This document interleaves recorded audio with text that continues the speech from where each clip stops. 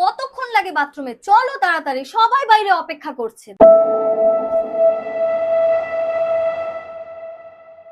কি হয়েছে তোমার? এত দুর্বল লাগছে কেন? আর আজকে কতবার বাথরুম করলে? এত ঘন ঘন বাথরুমে যাচ্ছ কেন? খাবার পর থেকেই না কেমন টক ঢেকুরার বুক জ্বালা পোড়া করতেছে। আর পেট মোচড় দিয়ে শুধু পায়খানার চাপ আসতেছে। পাতলা পায়খানার সাথে মিউকাসও যাচ্ছে। এই নিয়ে 3বার গেলাম।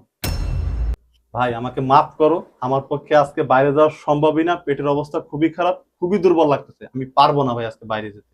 মাংস, দুধ, ডিম, ভাজা পোড়া এই সকল খাবার খেলেই তোমার পেটে সমস্যা হয়। আজ থেকে তোমার এই সকল খাবার দাবার বন্ধ।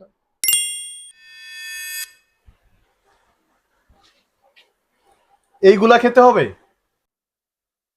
এদিকে তাকিয়ে লাভ নেই, টেবিলে তোমার জন্য শাক আর সবজি রাখা আছে।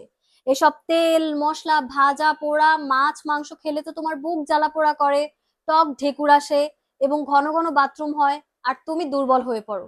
তোমার কষ্টকে আমি সহ্য করতে পারি বলো? তাই আজ থেকে তুমি এগুলোই খাবে।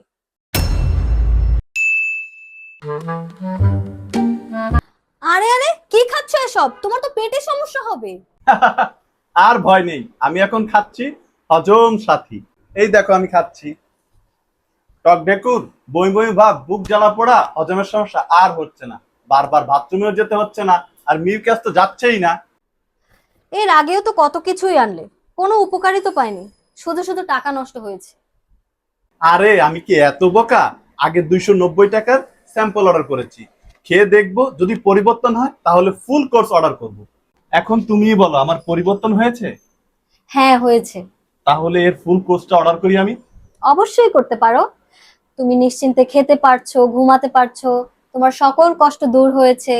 এর থেকে আনন্দের আর কি হতে পারে? কিন্তু এটা কিভাবে এনেছো? আমারও কিন্তু একটা স্যাম্পল লাগবে। আর দাম কত? আরো শুনলে অবাক হবে, মাত্র 290 টাকায় আমি এগুলো অর্ডার করেছি। ওদের ওয়েবসাইটে গিয়ে তোমার নাম ঠিকানা দিলেই তোমার ঠিকানায় ওরা এগুলো পাঠিয়ে দিবে। আর যদি ওদের নাম্বারেও কল করো তোমার ঠিকানা এগুলো ওরা পাঠিয়ে দিবে।